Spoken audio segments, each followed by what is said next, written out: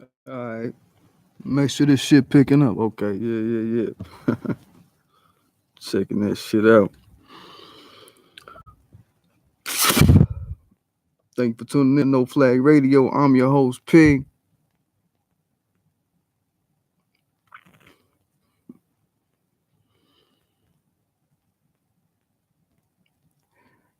Getting in with y'all real quick, man. God damn. Got to get it in, yo. Shit. Today we talking about 105.1 host Charlemagne the God, DJ Envy, and Angela Yee Coonin like a motherfucker on MSNBC for Kamala punk ass Harris. So we all know that Kamala Harris came pandering on the Breakfast Club this past week with her irritating ass laugh that what type of shit is that? What the fuck is that shit? You know what I mean? Bitch laugh like a motherfucking that bitch sound like a fucking witch. That bitch got a witch laugh. This shit get on my motherfucking nerves, man. Anyway, the motherfucking Breakfast Club went on MSNBC recently, few days ago, to defend a couple things about themselves and about their show. First thing they was defending was them fucked up ass dislikes they got on that video about Kamala. They got 11,000 some dislikes and like 6.5K likes, so 6,500 likes. And a lot of the ADOS crowd showed up in force. That ain't no motherfucking bots, you motherfuckers. That ain't no motherfucking bots right there, yo. Punk ass motherfuckers like Angela LIE. They ain't no damn bots, goofy ass motherfucker. And they, of course, went on the show to defend Kamala. MSNBC, they got them to yes, sir, bossing and running a little punk ass opinion. And also bashing the other guys in the white news world, as they call them, Fox News. All right, because Fox News was the outfit that put up the story about Kamala listening to Snoop Dogg and Tupac when she was high, and that she was a prosecuting DA for Alameda County at the time. First of all, is what I want to say. I don't know if Fox said it, but I'm saying it. This motherfucker Kamala was a deputy DA for the district attorney's office for Alameda County. Snoop came out and, well, we'll talk about that later. I'm just saying, what the fuck is she talking about is what I'm saying. But Fox put the story up, and obviously I think it's because they have an ear to black media. They have an ear to the new black media personalities, people that are in the new black media sphere. All right, that's the only way they would even came out with some shit like that and look for some dirt like that. They got their ear to us. They heard us calling her out. So don't think Fox News is not listening to black media, especially those with, larger audiences or whatever. Maybe not me, but definitely those with larger audiences. Somebody got to them, and got in their ear some kind of way. They accessed our material and then ran with a story about the shit, right? The current that we keep up has pushed them in a way, is what I'm saying. But MSNBC got the Breakfast Club host to lollygag conversation their way into some bipartisan TV wars type shit, like conservative media versus liberal media type shit, right? They came to defend Kamala and their sucky ass ratings on the Breakfast Club's interview with her.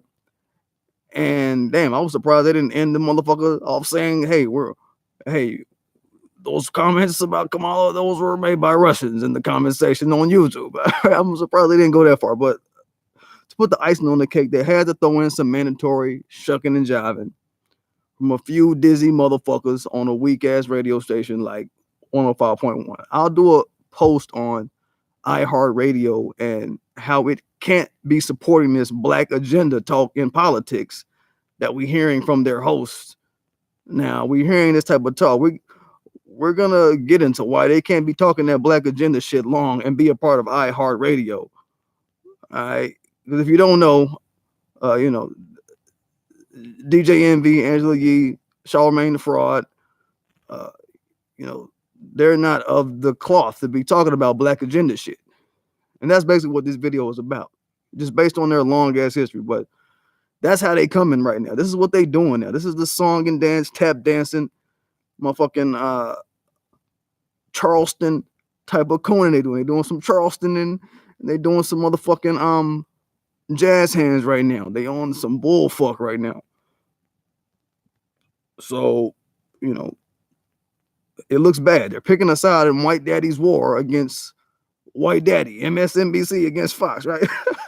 This is some straight slavery ass bullshit. They're doing that on top of all that shit. So I want to just say, you know, the Breakfast Club, I've unsubscribed from them many a times. The Coonin in their heart is just too much for me to bear. But sometimes they bring on people that I want to hear talk. Sometimes, very rarely.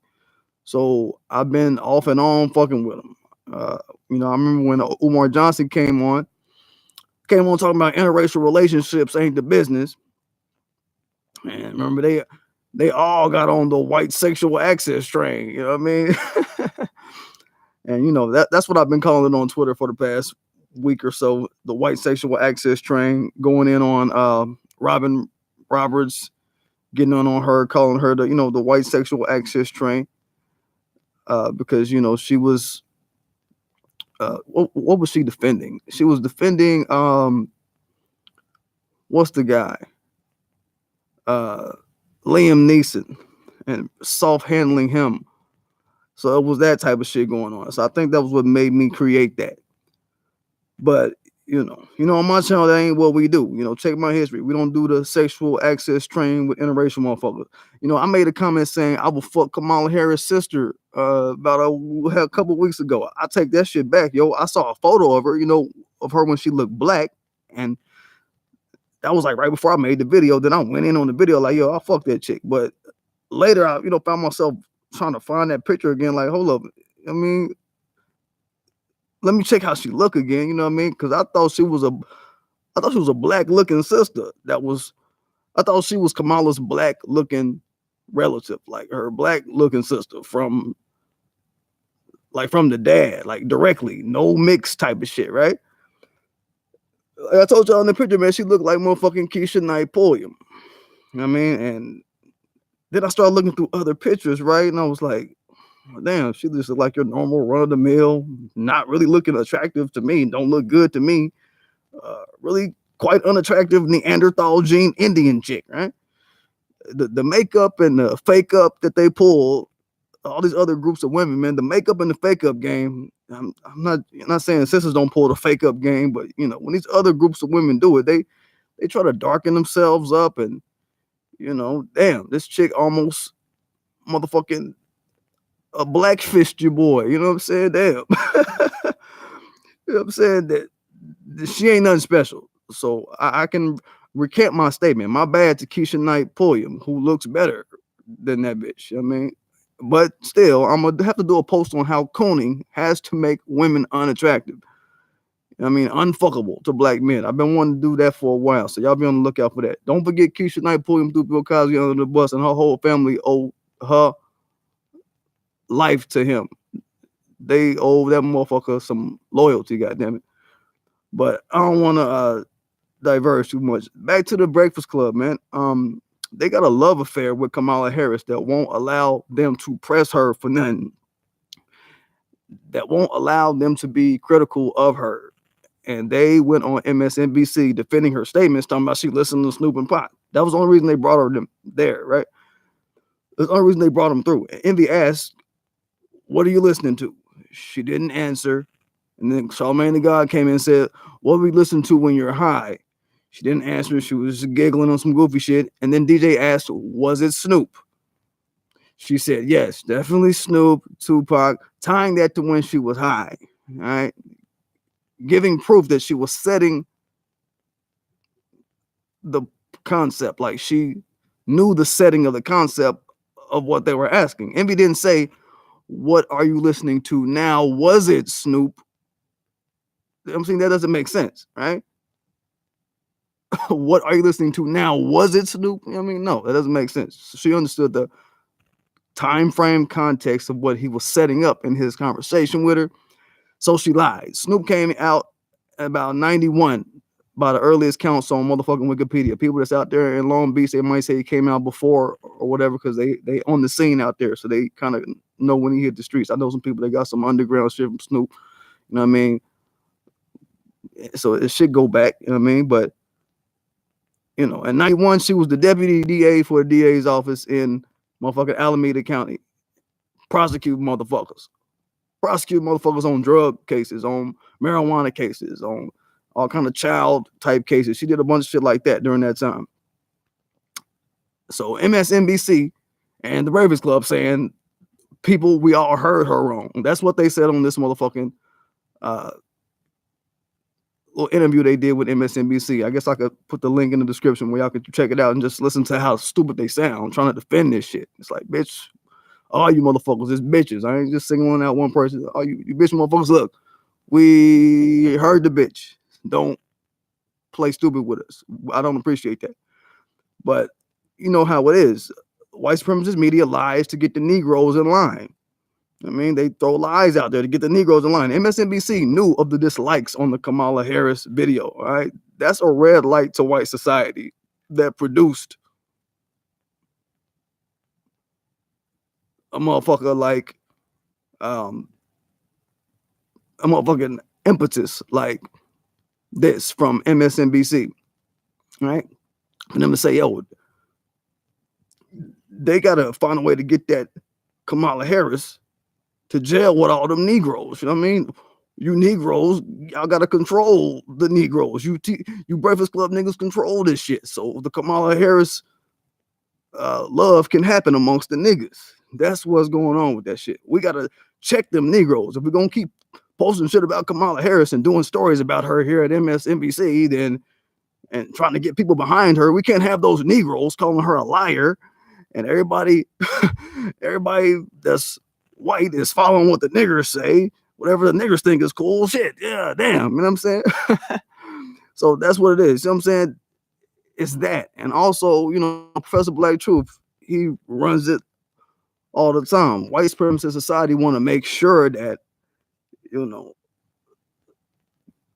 kind of the go-to Negroes for black media, aka old black media, are able to influence the Negroes, hold sway over the Negroes, right? Whenever white supremacy society says something is bad for the Negro, they expect black media that they go to be able to run their coon tricks to get that message motherfucking conveyed. All right. They also see what happened to curly kid wearing, wet cat, slick back hair having punk ass Roland Martin. All right. Yeah, man, they saw what happened to motherfucking niggas like Roland Martin. They see, yo, he has lost control of his flock of niggers, right? So a sizable population of Negroes that was watching him start, you know, leaving him out to dry. And now what we seeing now is punk ass Roland Martin. I won't let him forget that he's doing this shit. Now he's starting to parrot shit that we run with in new black media. I mean, and that's a motherfucking no-no. I mean, that's some shit you're not supposed to do ever if you're signed up on the other side. If you're signed up for the soft Negro, old black media, go along and get along type of crowd. And Roland Martin has fallen into that shit now. Now that his views is basically looking like shit. Now that his credibility look like shit. You know what I mean? And just in terms of his whole platform, it's been discredited on a lot of scales as far as what he preaches to the community and what people want to hear and don't want to hear out of a black man out here. You know what I'm saying? He kind of fallen in that lane. He's kind of fucking up, basically. And he ain't moving shit over here, really, is what's happening. So what's happening is the Breakfast Club is the next coon up. In my opinion, they're putting their audience on a motherfucking crap table and offering up their audience to white supremacist media like MSNBC. I mean, they are one and the same. Fox, MSN, they all the fucking same. They all come with the same ideation to control the Negroes into whatever type of level of pacification you want the Negro to be on, whatever frequency you want the Negro to be on throughout your white supremacist ideation, using your white brain to have the Negro on the frequency of the white brains who run these motherfucking news stations. And that ain't the way we doing it out here, period. All right, but they're stuck on that shit. They want to be in line with that shit, right?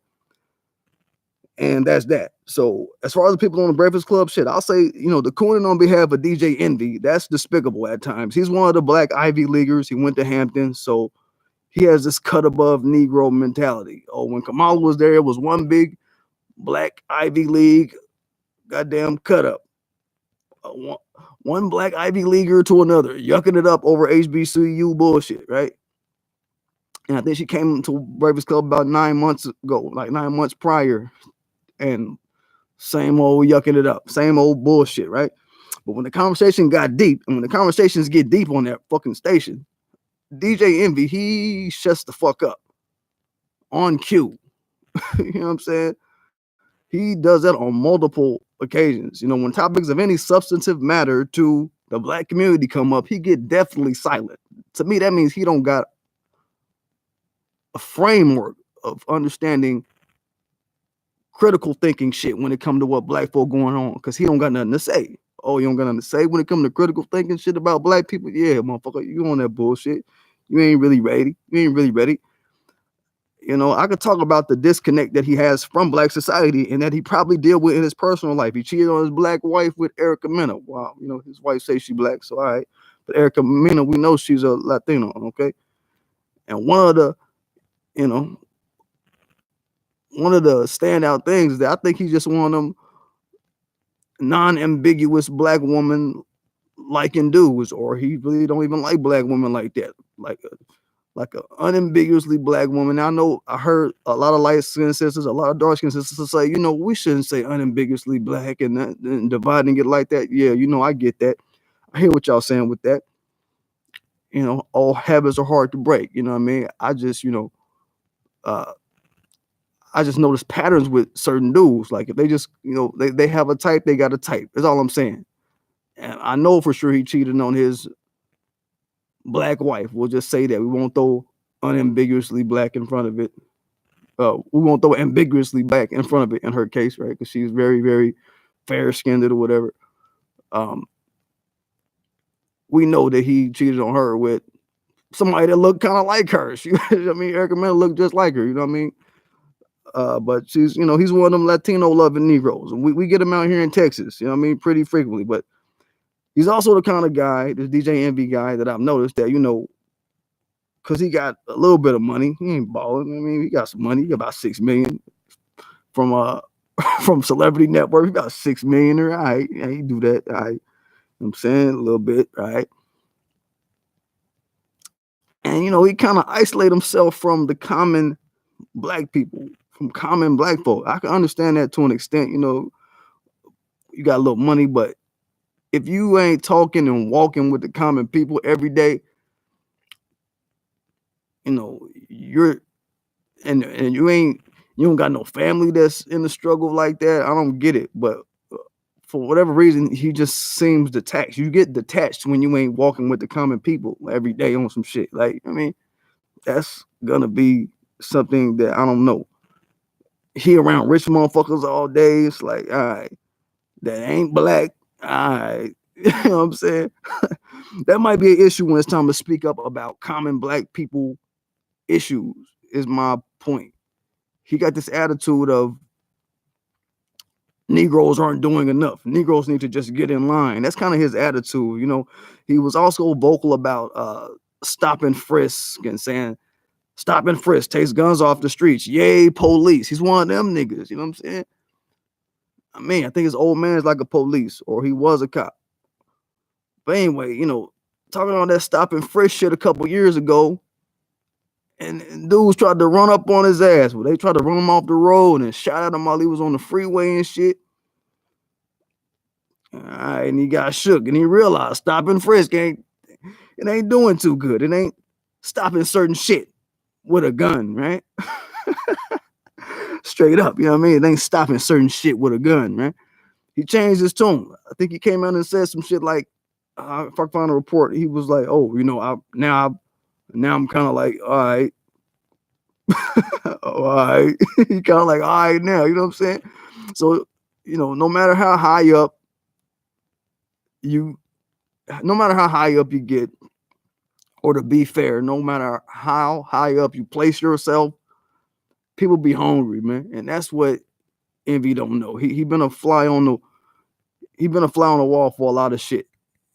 And this is just one of them things. I just think he got to watch himself, and you got to watch yourself as you come up in the game. But I start with Envy just because he's the guy with the most disconnect from the black struggle. You can see it in his silence on melanated American DOS issues like no black agenda, no black vote. And as this issue of Kamala came in, and every time anybody that's in a position to be criticized and to be had their feet put to the fire, he's like a motherfucking mouse in that bitch. So, that's just his game. And I don't think nobody's willing to debate me on that's how he moved. And don't think that we missed that the Breakfast Club just started talking about motherfucking black agenda in politics. Well, I don't think that we missed that shit. But who else was on this motherfucker shit? Angela Yee, I don't think much of her, you know what I mean? She's of the Kamala Harris persuasion. She ain't black. I mean, no, for real, Angela Yee ain't black. Her old man is like Asian dude. So, if I was a Hebrew Israelite, I'd be like, oh, the seed is through the father, and I've heard biologists and scientists say that, the man is what carries the denoter for sex orientation. Man is who actually controls whether that change happens from a female into a male when you're in the womb and all that shit. I've heard that from scientists, right? So, yeah, no. But I think Angela Yee is like part Jafakin and some other shit, some Asian shit, right? But I always tune her out. She has a history of, misandric comments out of her mouth. She's very all over the place, very scatterbrained to be 43, almost 45 years old. She has very fucked up views about men. She's one of these women that's like, if men can do it, then women should do it. And it's like, nah, no. She's one of these women that, well, if, there were matriarchs back in the day, and if men can fuck a bunch of women, then women should be able to fuck a bunch of men. But you gotta think, when men was fucking a bunch of women, they was still running entire countries. I mean, they was taking over shit. When men came in fucking shit, when men came into a territory fucking shit, they was taking over the whole shit. When fucking took over, then they was taking over. When women come into a place laying down, getting fucked, they ain't taking over shit. You sitting your ass down and having a baby, bitch, and sitting the fuck down somewhere. You getting fucked, bitch. It ain't you having a baby. It's you having a baby, bitch. It ain't like what y'all see on motherfucking porno where a bitch get fucked by a bunch of dudes and ain't nothing being produced out of that shit. The bitch get nutted on and shit. It ain't that type of shit. It ain't that type of shit. When a bunch of men is coming in to where a woman at running up in her shit, the territory gonna start shifting. The landscape is gonna start changing. Changes are gonna start being made. It's gonna be a takeover shit. It ain't just a bitch just fucking shit. I don't know why these bitches in this Western Hemisphere, I'm talking about the Western Hemisphere women, I don't know why they got this mind state that ain't how the shit go when dick coming through versus when pussy getting ran through. There's a different shit. But Angela Lee, she's on some weird shit like that. You know what I'm saying? A weird bitch. Lastly, we got Charlemagne. I wanted to leave him last. And y'all know, as recently as November, Charlemagne was talking about you're ignorant if you don't vote. That was his shit, because our ancestors died type of shit. Not no black agenda shit. You're just ignorant if you don't vote. I want y'all to catch that. All right? So when the Breakfast Club come up talking this shit about anything about black agenda, just know, as recent as November, motherfuckers was in there talking about you're ignorant if you don't vote just because our ancestors type shit. Just because he did a whole donkey of the day about people being ignorant if they don't vote. But it wasn't nothing out of his mouth said black agenda. That's their motherfucking crowd at the Breakfast Club. Okay? I want y'all to melt this motherfucker down into its constituents, into its base, when I say that their audience ain't built for this type of conversation, right? The pushback from their audience when he was talking that shit, you're ignorant if you don't vote. It was, well, if you don't know the issues, then you shouldn't vote for anybody. Their crowd wants to hold issues over somebody's head, not lack of black agenda as a reason not to vote. You understand? This is, you know what I mean? So just recognize that. So as recent as November, like I said, their audience wasn't even vibrating on that frequency. All right. ADOS and American Black, melanated American Blacks, we the ones that showed up. The ones that's been soaking on the new media shit. We showed up and bombed on motherfuckers with what the fuck we was telling the motherfuckers to do and to get on. We got the motherfuckers to do what the fuck we said do. And what the fuck we said to vibrate on. Black agenda shit. That came from us. It didn't come from the typical Breakfast Club audience. I want to make this delineation clear. I want people out there who are within the listening range of the Breakfast Club in the morning when they show come on in the morning. We know who you motherfuckers are. You are not the black agenda audience. We already know who you are. All right. Y'all are the audience that was talking in roundabouts, using nondescript terms like the issues when it came to reasons not to vote. That wasn't talking about no black agenda. Don't try to lie to us. So we're gonna keep banging on your head over there. Don't you think it's over, you Breakfast Club motherfuckers? Don't you think it's over? For all you people that have been listeners of Breakfast Club, don't you think that shit is over? We're coming for your heads too, just like we're coming for your motherfuckers, your Angela Yee's, your DJ Envy's, your Charlemagne, the guys who go on MSNBC, Coonin, MSNBC, yeah. NBC going they shit Coonin. Yeah, we see y'all asses. Don't think we not looking at you, right? Shit, when Angela LIE came through, she's a figure that comes through on this show all the motherfucking time. When she came through, like the time before last, it was out of Charlemagne's mouth. Why should we be voting out of fear? I'm assuming fear of the Republicans or whatever. Not no black agenda, all right? Not no black agenda. That still wasn't in his conversation back then. All right. That's their crowd. That's their crowd at the Breakfast Club. Shit, we can go even further back. In 2016, it was you're ignorant if you don't vote. Right? No talk of black agenda. This is going back on the calendar with the Breakfast Club. All right. So nobody on my channel, don't feel like you have to pretend you don't know who the Breakfast Club crowd is and who we know them to be, who the Breakfast Club hosts are, and who we know them to be, basically, as a result of this interview that we saw on MSNBC. That they are old motherfucking black media. All right. As a result of this interview we saw them do recently, you know what I mean? On they shit with Kamala Harris. Like,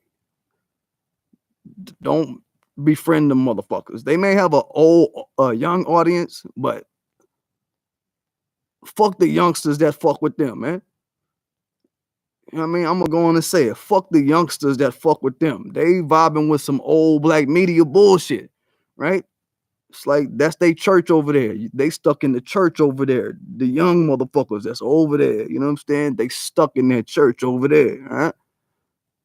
So with that comes shit like, okay, peep the science, man. Water rises to its own level. They over there gelling with the Breakfast Club motherfuckers. That's their level. You understand? The Breakfast Club level of water is coon water level. It's some coon imposter bullshit. You understand?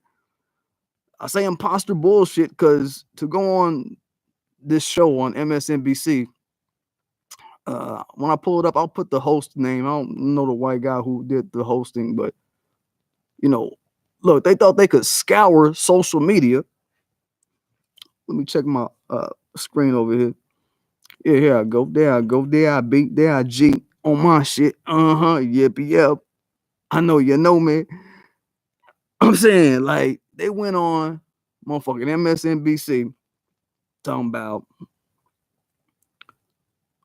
some catchphrases, running some catchphrases and bywords, and on their motherfucking radio station, they be running these catchphrases and bywords that they get from social media to try to and basically blacken up out of thin air.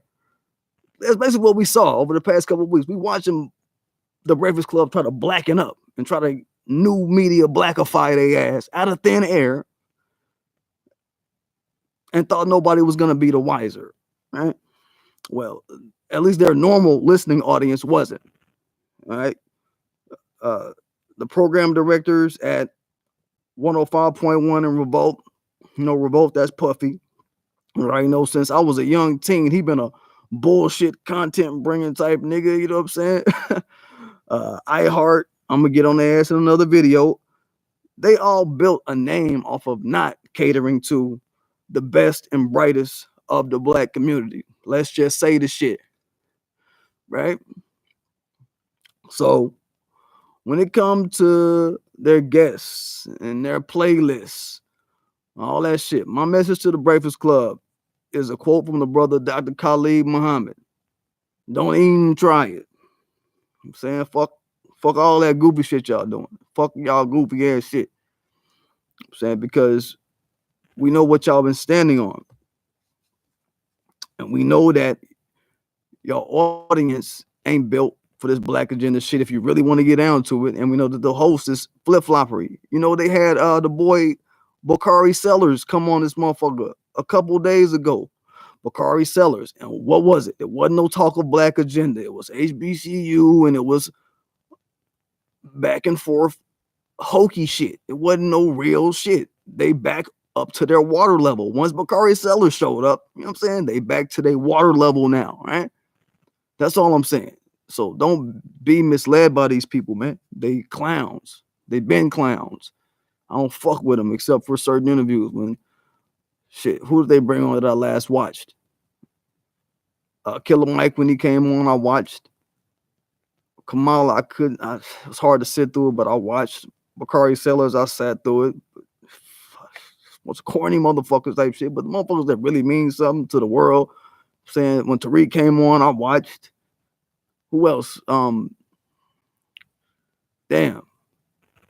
When Soulja Boy came on, I had to watch that shit. You know what I mean? Soulja Boy, he had me rolling and shit.